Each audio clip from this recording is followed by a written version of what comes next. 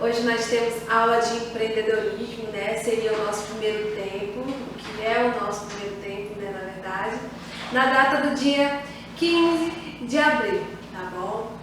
Queria falar só um pouquinho com vocês, que a tia está com muita saudade. Todos os dias, né, a gente tem uma vida com vocês. Então todos os dias nós nos víamos e assim, a gente não tá mais podendo ter esse contato com vocês, ver vocês. Mas assim, a gente conta os dias pra estar de volta aqui, cada um na nossa sala, pra gente estudar, pra gente aprender. Porque a gente sabe que a nossa aula de empreendedorismo é muita conversa, é ouvir o que vocês têm para passar para mim e é falar o que eu tenho para passar para vocês. Então a nossa aula de empreendedorismo ela passa a ser de uma forma diferente.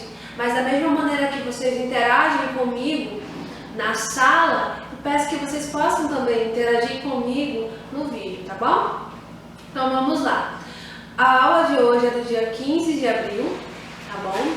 E aí nós vamos lá na página 11, lembrando que nós temos que datar essa página, ok? Com a data do dia 15 de abril. Beleza. Na página 11 nós temos o tema fatiando o salário. Mas antes disso, a gente vai voltar lá no que a gente trabalhou lá na última aula, na página 10 do dinheiro para quê, né? Nós realizamos uma cruzadinha com as necessidades básicas das famílias, né? Que nós tínhamos aqui educação, saúde, transporte, higiene, alimentação, lazer, vestuário, moradia, entre variadas outras. Tomando como anexo, né, a página 10, que é a página anterior, a gente dá continuidade na página 11, tá bom? Sendo que moradia, alimentação, educação, saúde, lazer, vestuário e higiene são as principais necessidades de uma pessoa. Utilizando isso, nós precisamos ter o salário, ok? Precisamos ter um dinheiro para usufruir das necessidades básicas das nossas vidas, ok? Então, na página 11 a gente tem, de novo, retomando essa situação de moradia, alimentação, educação, a saúde, são as necessidades básicas, que pra gente ter, né, a gente precisa ter um dinheiro que seja fruto do nosso trabalho, ok? E a gente tem também que no Brasil e em alguns outros países há um salário que é considerado o mais baixo, é o salário mínimo, ok? O salário mínimo que uma empresa paga um empregador, tá bom? Mas isso não quer dizer que todo empregado, no caso, receba um salário mínimo. Isso depende da sua formação profissional, tá bom? Esse salário mínimo, ele é definido pelo governo e normalmente ele sempre acontece alguns reajustes, ok? No começo do ano, no Brasil, ele sempre acontece um reajuste, tá bom? Normalmente, sempre é na virada do ano que é aplicado esse reajuste. Nós já tivemos o nosso salário mínimo com o valor de 998, já tivemos 1.039 também, e atualmente o nosso salário mínimo tem o valor de 1.045, que é o que a nossa questão número 1 está perguntando, né? Está pedindo para nós pesquisarmos, ok? Pesquise o valor do salário mínimo atual e registre. E a gente tem que ele é 1.045, beleza? Aí na questão 2 diz o seguinte: você acha possível suprir todas as necessidades básicas de uma família recebendo um salário mínimo mensal? Explique sua resposta. Ela é uma resposta bem pessoal, ok? Então você vai ver, se você acha possível, você escreve que é possível, por que é possível, tá bom? Porque essa questão está pedindo para explicar a sua resposta. Mas assim, eu vou falar com vocês o meu ponto de vista. Eu acho que depende da pessoa. Tem pessoa que consegue viver dependendo da quantidade de pessoas que moram na casa dessa pessoa, conseguem sim equilibrar as suas necessidades e assim supri-las com o salário mínimo de 1.045. 45. Mas lógico, existe cada caso, é um caso. Existem pessoas que realmente passam necessidades recebendo o salário mínimo. Outra coisa que vale ressaltar é que pessoas, né, aposentadas recebem o salário mínimo. No caso, assim, a gente pode utilizar os idosos. A maioria dos idosos que são aposentados por idade pelo INSS, a gente sabe que ele recebe 1.045, ele recebe o salário mínimo.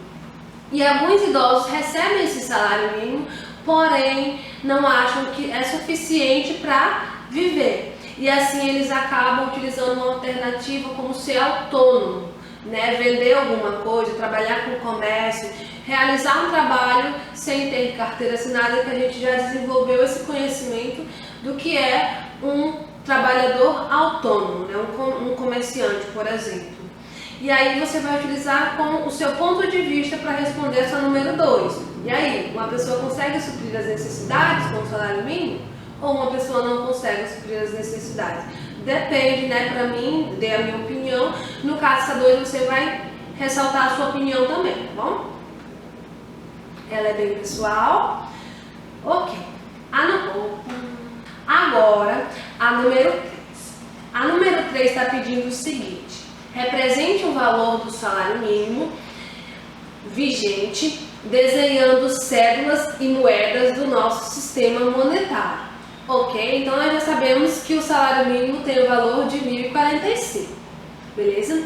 Então, para a gente fazer, a gente vai desenhar.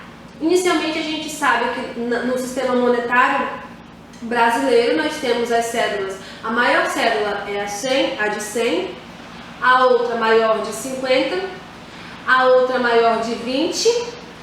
Aí a gente vai decrescendo, né? 100, 50, 20, 10, 5 e de 2. Mas nós precisamos agora utilizá-las para expressar 1.045, que é o salário mínimo. Para nós representarmos 1.000, vamos utilizar a de 100 inicialmente. 100, 200, 300, 400, 500, 600, 700, 800, 900, 1.000. Então, 10 cédulas de 100, nós temos R$1.000.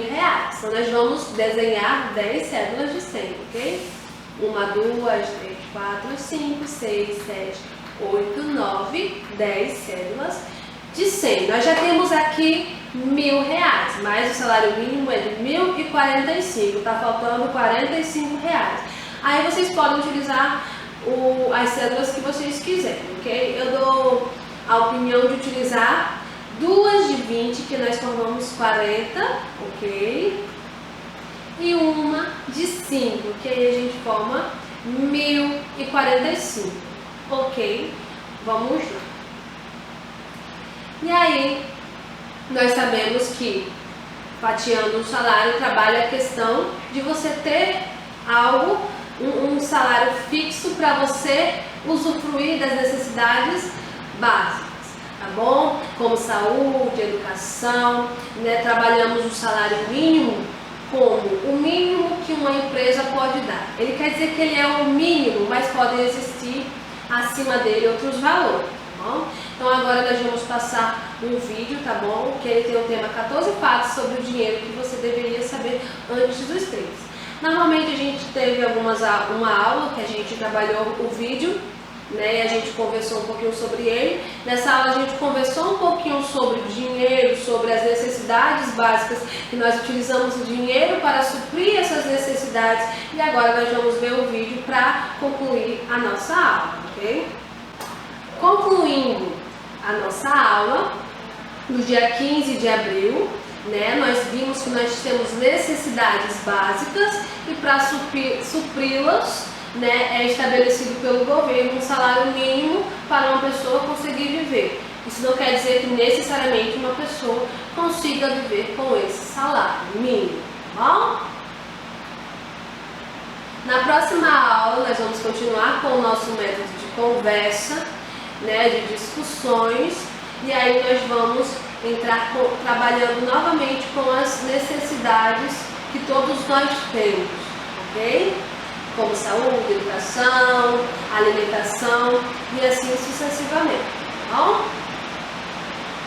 E é isso, gente. Até a nossa próxima aula. Tchau, tchau.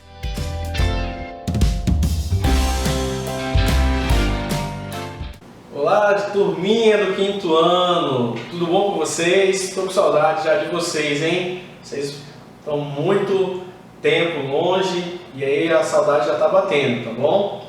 Hoje na nossa aula de português, né? Aqui nós vamos continuar o nosso texto na página 62 do nosso livro, certo? Aqui nosso livro legal. Página 62 está pedindo para a gente transformar de uma história em quadrinho para um texto narrativo. Mas como assim, professor? Texto narrativo? O que isso tem a ver? Texto narrativo.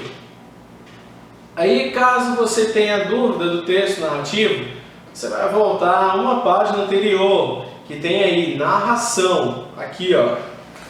Narração. Na página 61, está descrevendo como é os textos narrativos. Os textos narrativos têm 4 opções. E aí vem elas. Aí vem situação inicial, vem conflito, vem clímax e vem desfecho. Certo? Está tudo descrito aqui. Vou dar só uma dica para vocês de cada um. Situação inicial apresenta os personagens e também apresenta os locais. E aí depois vem o conflito, a reação, a ação de cada personagem. E aí depois vem o clímax, o ponto máximo que há numa história. E depois vem o desfecho, que é a conclusão do conflito. Certo? E aí ele te dá os pontos para você fazer. Transformar a história sem imagem. Ou seja, você pegaria uma história e vai descrever ela sem imagem nenhuma, uma história em quadrinho para um texto narrativo, seguindo cada uma dessas opções. Situação inicial, conflito, clímax e desfecho. Certo? Então, para você fazer cada tópico que está pedindo, desde o tópico 1 até o tópico 11, que está na página 63. Aí tem no tópico 9, na página 63, a avaliação. Nessa avaliação, quem vai fazer é os seus pares, certo? Você vai descrever. Gente, descrever, alguém vai ler. Então, nada de letra que não dá para entender. Faça com a letra, de preferência com aquela letra do alfabeto que eu passei para vocês. Obedecendo sempre parágrafos, pontuações e acentuações, certo? E aí você terminou, mostre para o seu pai ou para a sua mãe e aí ele dê para ele fazer isso. Lembrando, vai fazer no caderno, não esquece de colocar a data. A mesma coisa, coloque a data. Hoje, 15, dia 15 do 4, 3 dias para o meu aniversário. Olha a dica. E aí, dia 15, coloque aí para você não se perder. Quando nós retornarmos, nós fazemos a nossa correção, tá bom? E aí é a nossa aula de hoje, tá bom, gente? Eu quero que você se cuide para que nós possamos nos encontrar em breve, tá bom? Um abraço, até a próxima.